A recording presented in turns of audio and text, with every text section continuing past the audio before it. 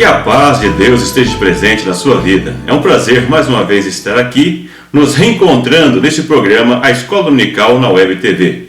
Um programa da Igreja Evangélica Assembleia de Deus de São José dos Pinhais, cujo pastor-presidente é o pastor Ivaldo Teodoro da Silva, que também é o nosso presidente da Convenção do Estado do Paraná.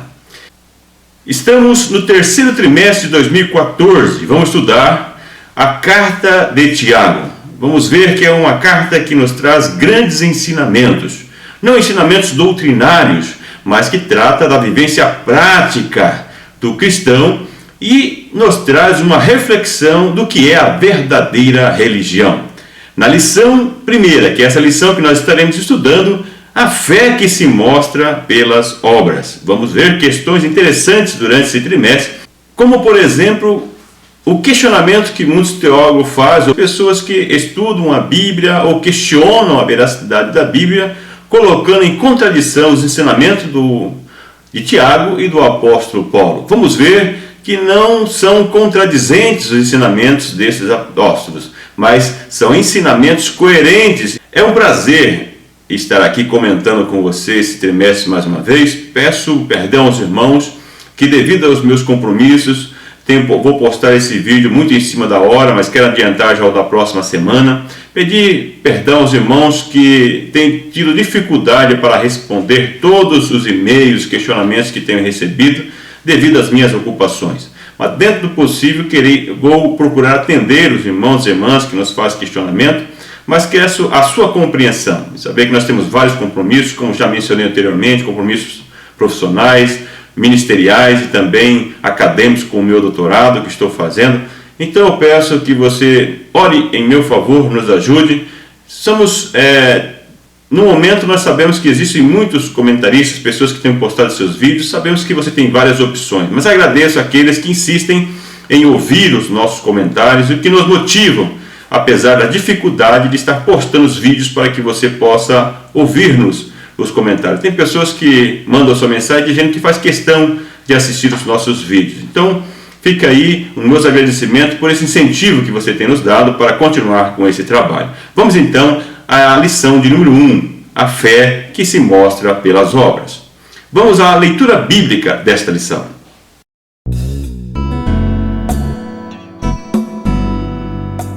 Tiago 2, 14 a 26. Meus irmãos, que aproveita se alguém disser que tem fé e não tiver obras? Porventura a fé pode salvá-lo? E se o irmão ou irmã estiverem nus e tiverem falta de mantimento cotidiano, e algum de vós lhe disser, ide em paz, aquentai-vos e fartai-vos, e lhes não derdes as coisas necessárias para o corpo, que proveito virá daí? Assim também a fé, se não tiver obras, é morta em si mesma. Mas dirá alguém, tu tens a fé, e eu tenho as obras. Mostra-me a tua fé sem as tuas obras, e eu te mostrarei a minha fé pelas minhas obras. Tu crês que hás um só Deus? Fazes bem, também os demônios os creem e estremecem. Mas, ó homem vão, queres tu saber que a fé sem as obras é morta? Porventura Abraão, o nosso pai, não foi justificado pelas obras, quando ofereceu sobre o altar o seu filho Isaque? Bem vês que a fé cooperou com as suas obras e que, pelas obras, a fé foi aperfeiçoada. E cumpriu-se a escritura que diz, e creu Abraão em Deus, e foi-lhe imputado como justiça, e foi chamado o amigo de Deus. Vedes então que o homem é justificado pelas obras, e não somente pela fé. E de igual modo Raabe, a meretriz, que foi também justificada pelas obras, quando recolheu os emissários e os expediu para outro caminho? Por quê? Assim como o corpo sem o espírito está morto, assim também a fé sem as obras é morta.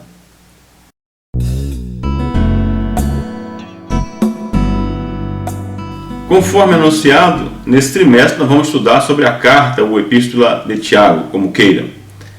Nesta lição nós vamos estudar sobre questões introdutórias da epístola, o propósito da epístola e a atualidade da mensagem, o conteúdo dessa epístola para os nossos dias. Nós iremos ver que essa carta ela trabalha com a vivência prática da religião cristã. Ela não trabalha com questões doutrinárias, aprofundamento teológico, mas tem uma ênfase em questões práticas. Iremos ver que tem várias semelhanças com os ensinamentos de Jesus, que nós vemos nos evangelhos, em especial no Sermão do Monte. Vamos ver que existe um paralelismo ou uma similaridade, uma aproximação muito forte nesses ensinamentos, trazendo para nós uma reflexão do que é a verdadeira religião, que é a prática do dia a dia, uma fé que é demonstrada através das obras que são realizadas pelas pessoas que se dizem cristãos, pessoas que se dizem salvas ou pessoas que se dizem seguidoras de Jesus Cristo. E isso tem que ser demonstrado através das suas atitudes, das suas obras. É o que o apóstolo Tiago, eu digo apóstolo, nós vamos ver que o próprio apóstolo Paulo chama-o de apóstolo. Nós vamos ver que este apóstolo, esse escritor da Epístola de Tiago, ele nos traz uma grande reflexão e nos leva a pensar se nós realmente estamos praticando a verdadeira religião. Quais são as práticas que essa fé que nós professamos ou que dizemos ter tem sido demonstrada através de nossas obras. Ou seja, será que a fé que nós professamos, que nós defendemos, realmente nós a defendemos na prática, através da nossa vida, da nossa atitude, das nossas obras? Será que as pessoas podem ver a fé que nós temos por meio da nossa atitude, das nossas obras, da nossa prática religiosa? Vamos ver também nessa epístola que a manifestação das obras mediante a fé, ela independe das circunstâncias, independe do ambiente que nós estamos inseridos, ou seja, independente das circunstâncias, do ambiente que nós estamos inseridos, devemos manifestar essas obras que são a expressão da nossa fé. Vamos então ao primeiro tópico desta lição.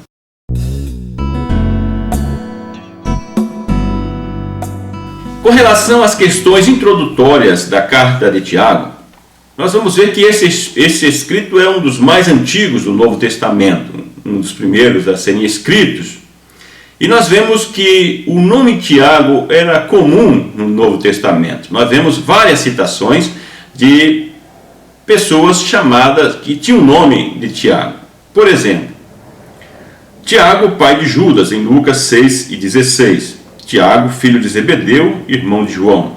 Tiago, filho de Alfeu, em Marcos 15:40. E Tiago, irmão de Jesus, que fora considerado apóstolo, conforme Gálatas 1:19, que é defendida a sua autoria, a autoria dessa carta.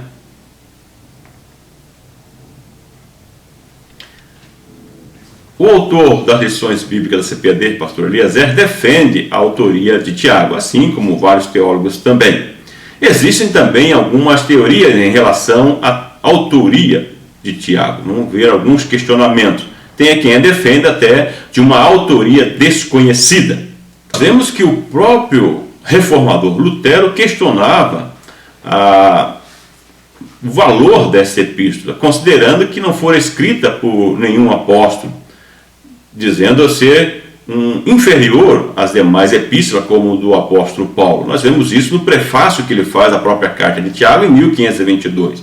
Vários teólogos questionam a questão da autoria de Tiago. Vamos partir aqui do pressuposto que é apresentado pela Lições Bíblicas CPD e muitos teólogos, de que o próprio irmão do Senhor Jesus, Tiago, é quem fora o autor dessa epístola. E partindo desse pressuposto, nós vamos trabalhar com algumas características para entender quem foi Tiago, como que foi essa transformação da vida de Tiago, levando-o a ser um dos líderes da igreja primitiva e o autor desses textos que são tão valiosos para a vida da prática cristã.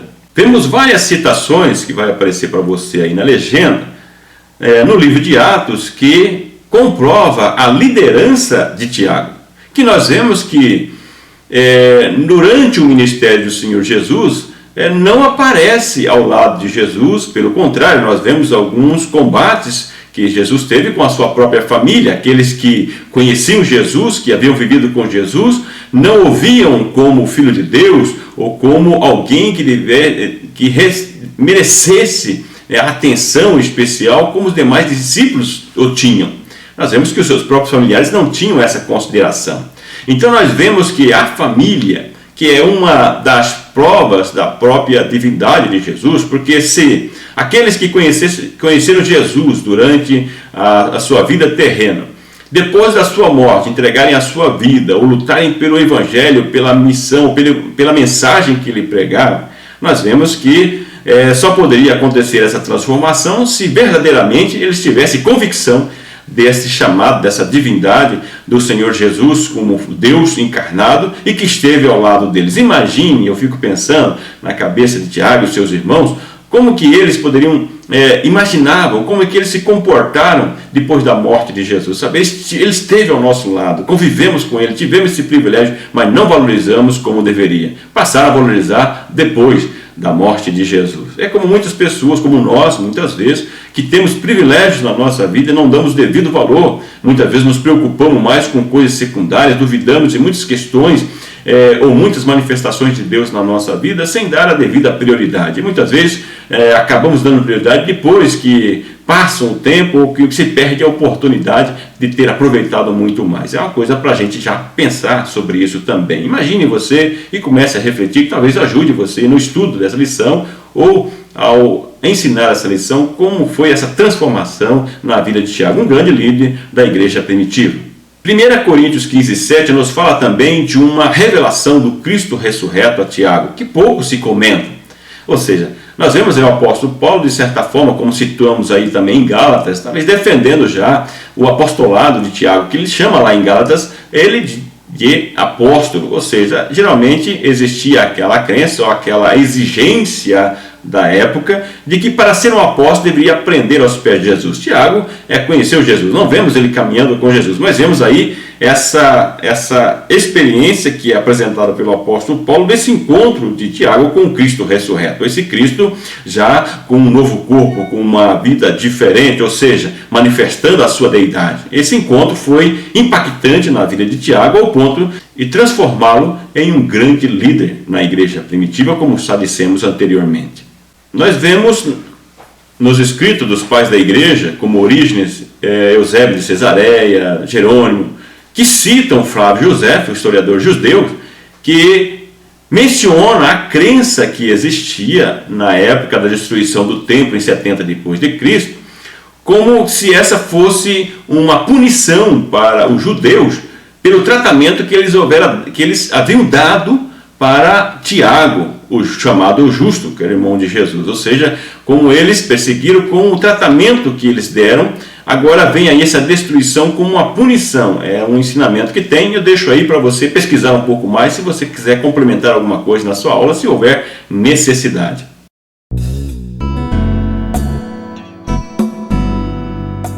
Para quem Tiago escreveu? Na própria epístola, no início, nós já vemos quem eram os seus destinatários. Diziam que eram judeus dispersos, aqueles que estavam fora de Jerusalém, que comumente se reuniam nas sinagogas. Eram judeus cristãos que estavam dispersos, distantes, passavam por uma situação de perseguição, uma situação de provação.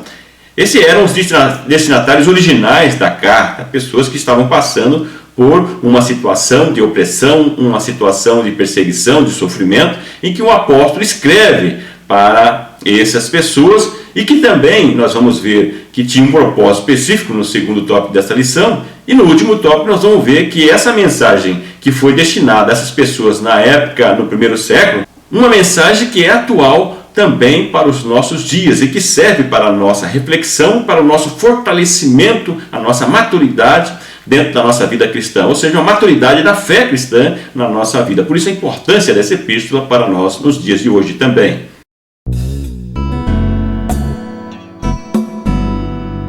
Alguns temas são preponderantes, ou se destacam, são apontados primeiramente no primeiro capítulo e que vai perpassar por toda a epístola ou a carta de Tiago. Temas como a perseverança, a sabedoria, falar e agir corretamente, como o conflito entre pobres e ricos. Nós vamos ver que existem esses temas, eles são destacados nessa epístola. É importante nós enfatizarmos isso e você também buscar um pouco mais aprofundar nesses temas dentro da epístola e procurar aonde está falando para ver como que isso vai impactar na prática da religião cristã.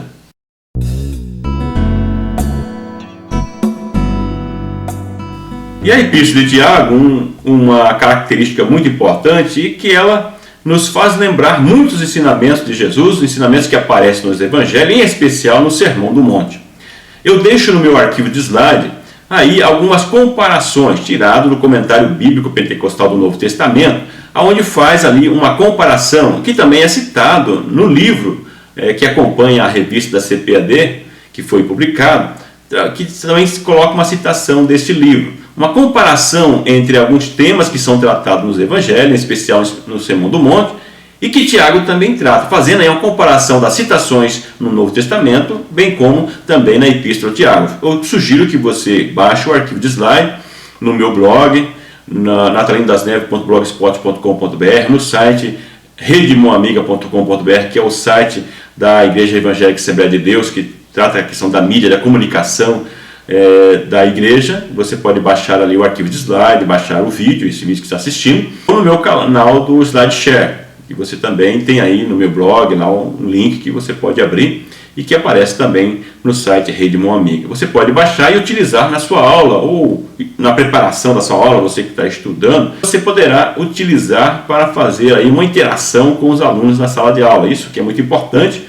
Ele enfatiza, aproveito para destacar a importância da participação dos alunos na aula também. Então você pode utilizar essas citações, esse exemplo que eu deixo para você aprimorar um pouco mais ou enriquecer a sua aula. Vamos então ao segundo tópico da lição.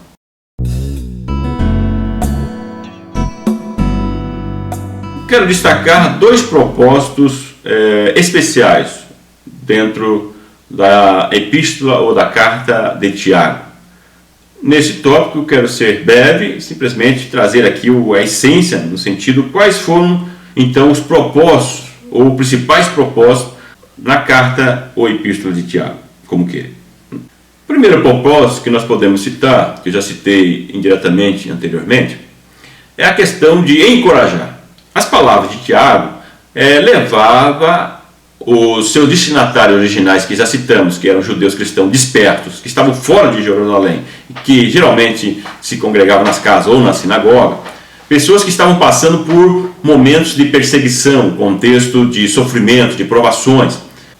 As palavras ditas por Tiago, escritas por Tiago, encorajavam esses cristãos que estavam passando por esses momentos difíceis a manter a sua fé independente das circunstâncias e não deixarem de manifestar a sua fé através ou por meio das suas obras.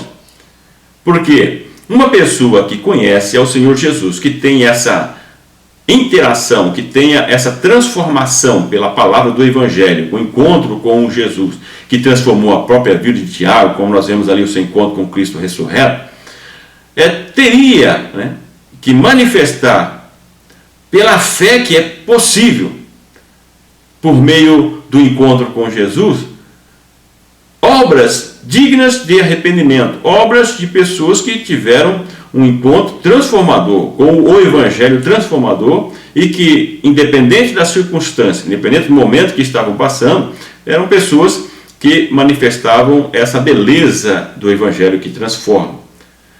E que leva-nos a pensar, a refletir um pouco sobre as práticas que nós estamos utilizando ou que nós estamos demonstrando em relação aos momentos que nós passamos. Porque nós sabemos que devemos ter uma fé independente das circunstâncias, mas em muitos momentos da nossa vida, nós vemos que nós temos uma tendência a fracanejar, uma tendência a enfraquecer na fé, a muitas vezes duvidar de muitas coisas que até então nós acreditávamos. Aquilo que defendemos pela nossa fé. E aqui, as palavras de Tiago encorajam essas pessoas que estavam passando por dificuldade a não abandonarem a sua fé. Por quê? Certamente, muitas pessoas estavam sendo tentadas nós vamos ver mais à frente em Tiago, muitas vezes pela sua própria fraqueza interna, a sua natureza, abandonar a fé que eles vinham defendendo há tanto tempo e já haviam sofrido por isso. E muitos acabavam perdendo a premiação, ou seja, a recompensa justa dada por Deus por aqueles que seguem a Ele e que servem a Ele independente das circunstâncias. Pessoas que perderam o privilégio de poder sofrer em nome de Jesus para propagar o Evangelho e ter uma vida digna um relacionamento com Deus, e ter uma vida após a morte com Deus e não distante de Deus.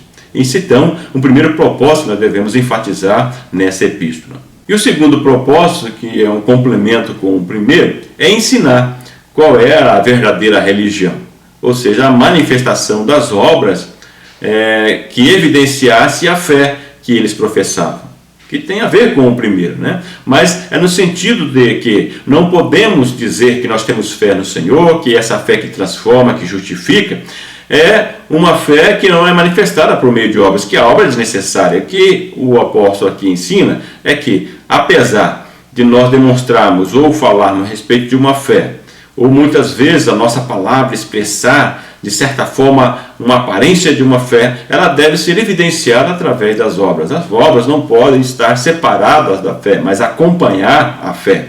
Não como um produto principal, como nós vamos ver no próximo tópico, mas como um produto consequente da fé que nós professamos. A fé que justifica e que transforma a pessoa diante a situação da pessoa diante de Deus, que é imediata, e depois as obras, que é algo progressivo, que é manifesta a partir da profissão de fé, do encontro que a pessoa tem com o Senhor Jesus, e que essas fés passam a ser uma consequência natural que evidencia a fé que já foi tida no momento da justificação diante de Deus. Nós vamos falar um pouco mais no próximo tópico. Vamos então à aplicação prática desse tópico e depois partir para o terceiro e último tópico desta lição.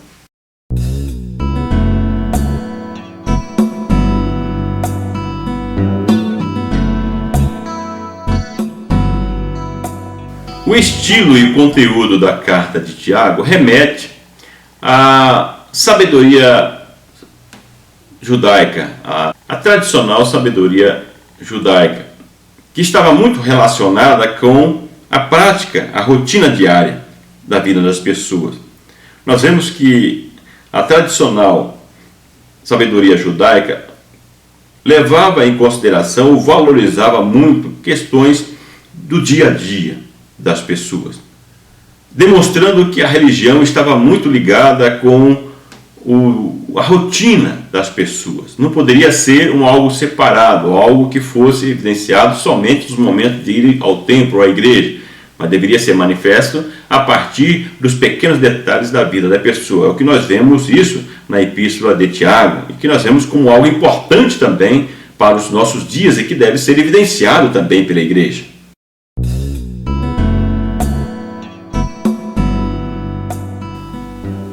A carta de Tiago denuncia qualquer prática ou qualquer religião que ela seja indiferente com o sofrimento e a necessidade do pobre.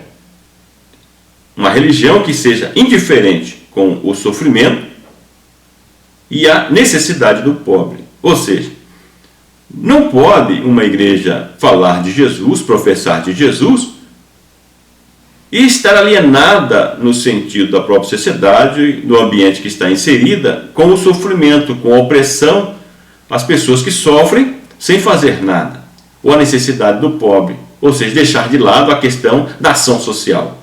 Nós vemos uma preocupação desde o Antigo Testamento, e aqui evidenciada por Tiago, dessa preocupação que a igreja deve ter com a questão do sofrimento das pessoas, porque geralmente as pessoas procuram a igreja porque elas estão sofrendo de alguma forma, alguma necessidade. Elas precisam de uma ajuda. Tem muitas pessoas que vão à igreja buscar um auxílio, uma solução para o seu sofrimento, para a sua angústia. Pessoas que nascem dentro da igreja, mas todas as pessoas, por si mesmas, elas passam por dificuldade, por sofrimento, algumas muito mais. Mas a igreja verdadeira, conforme fala Tiago, não pode estar indiferente a isso. E nem a necessidade, aqueles que passam necessidade e que estão também necessitando do auxílio da igreja.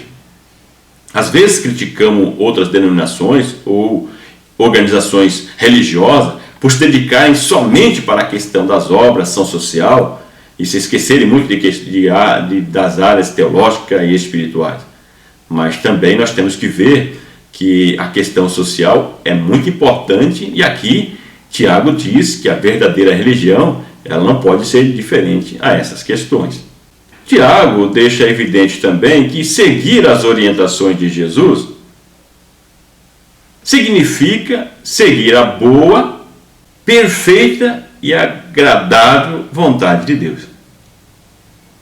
E qual eram as orientações de Jesus? É só olharmos aí, mais uma vez chama a atenção para você baixar o arquivo de slide, fazer um comparativo entre os ensinamentos de Tiago e de Jesus, que você vai ver quais eram as orientações de Jesus, que também está focado para esse propósito, ou seja, para essa preocupação de Deus em relação a situações de sofrimento e necessidade das pessoas.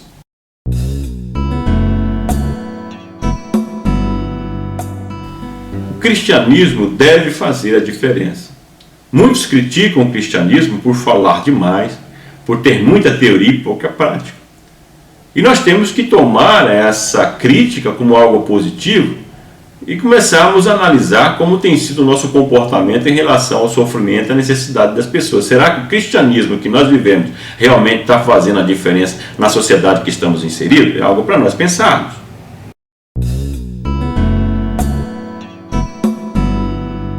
E o tema desta lição, que não pode ser deixado de lado, é que a fé não pode separar-se das obras. Já citamos, já evidenciamos isso nos nossos comentários anteriores, mas nesse tópico não podemos deixar de enfatizar, que é o último ápice dessa lição, é que a atualidade dessa questão da separação ou não da fé e obras. É aqui que eu digo que muitos criticam e dizem que existe uma discrepância ou existe uma contradição entre os ensinamentos de Tiago e do apóstolo Paulo. Na minha monografia, quando me formei no bacharel de teologia, que terminei em 2005, só com essa questão de Abraão como exemplo didático da justificação pela fé, baseado em Romanos 4, onde nós vemos o apóstolo Paulo utilizar o exemplo de Abraão, que era utilizado pelos judeus para sustentar a justificação pelas obras. Ele utiliza essa mesma figura para defender e para demonstrar que nós somos justificados pela fé. Nós vemos que Paulo, ele utiliza ali em Romanos 4 uma referência a Gênesis 15:6, quando nos fala da fé que foi demonstrada por Abraão, que tornou justo diante de Deus. E nós vemos aqui que Tiago, ele faz um exemplo da fé de Abraão demonstrou no sacrifício que ele iria oferecer do seu próprio filho. Nós vemos no momento posterior. Aí nós já podemos utilizar como exemplo para demonstrar que, como o apóstolo Paulo enfatiza o momento da justificação imediata, quando o ser humano ele aceita como o sacrifício de Cristo como um sacrifício perfeito e único para justificar o homem, o ser humano, diante de Deus.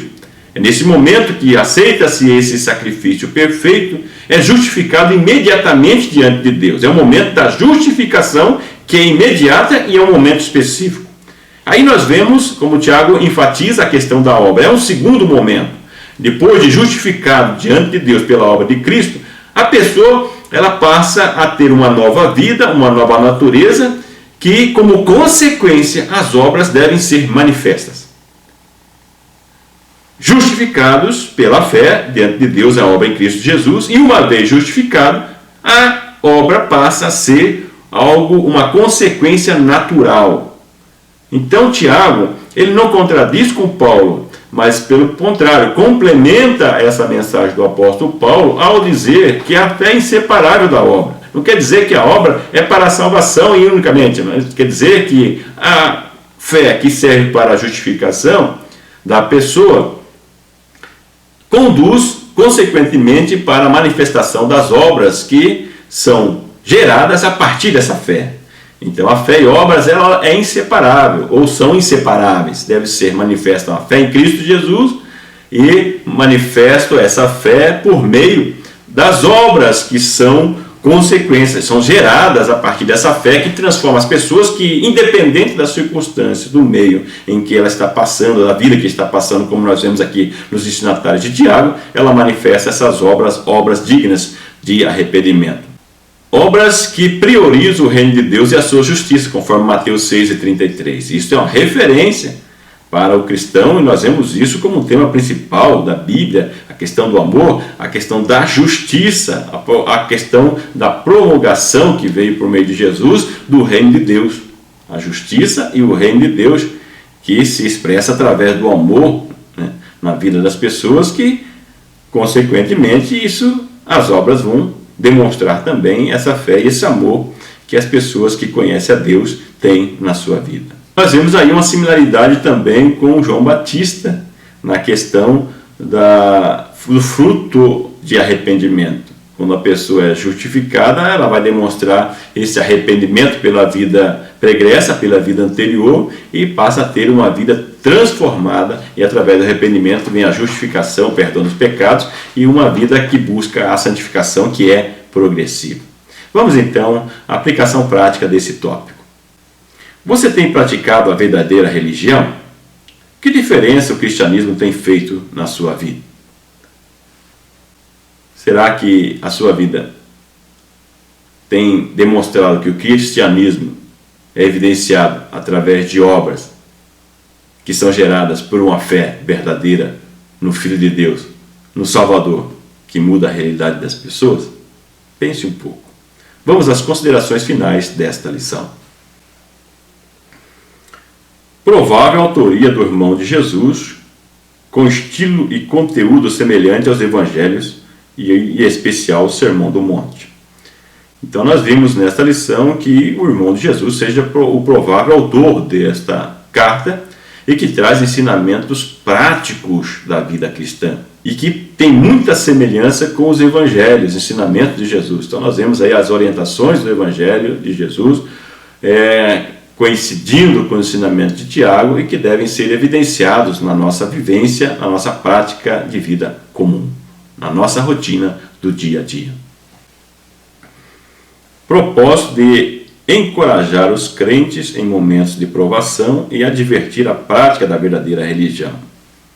Então nós vimos que a epístola ela tem como propósito encorajar as pessoas em momentos de dificuldade, em momentos de provações que muitas vezes muitas pessoas não conseguem superar e passar por esses momentos. Mas essa epístola encoraja as pessoas a passarem por esse momento olhando para Jesus, autor e consumador da fé, como diz o autor aos Hebreus, e focando em Jesus e o que ele pode nos proporcionar na nossa vida e também na vida depois da morte, para que isso venha nos sustentar, nos encorajar a enfrentarmos as dificuldades, passarmos por cima dos problemas, dos obstáculos, confiando em Deus e sermos vencedores, ou seja, mais que vencedores, como nos diz o apóstolo Paulo aos Romanos.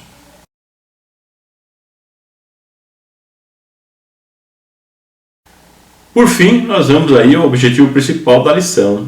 Nós vimos nessa lição que fé e obras são inseparáveis. Não tem como cristão alguém dizer que é salvo em Cristo Jesus, que é um cristão verdadeiro, se as suas obras não demonstram essa fé que ele professa ou que teoricamente ele fala. É preciso que a fé seja expressa através das obras. Vimos que a pessoa é justificada diante de Deus de forma imediata, no momento inicial da transformação, mas que as obras são consequências e vai aparecer no momento da maturidade da fé cristã e como um processo, ou seja, contínuo na vida da pessoa, onde essas obras são cada vez mais manifestas em busca da perfeição da vida cristã. Muito obrigado pela sua atenção. Peço mais uma vez perdão por postar muito em cima este vídeo e também o arquivo de slide, mas peço a sua compreensão, peço que você compartilhe, que você envie para a sua rede social e nos ajude a ajudar as demais pessoas também na sua formação. Que o grande e infinito amor de Deus, que a graça e a paz do nosso Senhor e Salvador Jesus Cristo, que a comunhão e a consolação do Espírito Santo esteja com você hoje e sempre. Muito obrigado pela sua atenção e até o próximo vídeo, a próxima lição.